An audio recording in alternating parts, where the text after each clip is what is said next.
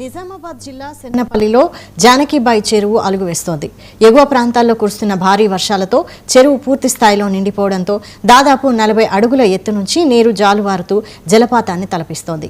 ఈ అందాలను చూసేందుకు ప్రకృతి ప్రేమికులు, పర్యాటకులు తరలివస్తున్నారు. అయితే సెన్నపల్లికి వెళ్లే రోడ్డు సరిగా లేకపోవడంతో పర్యాటకులు ఇబ్బందులు పడుతున్నారు.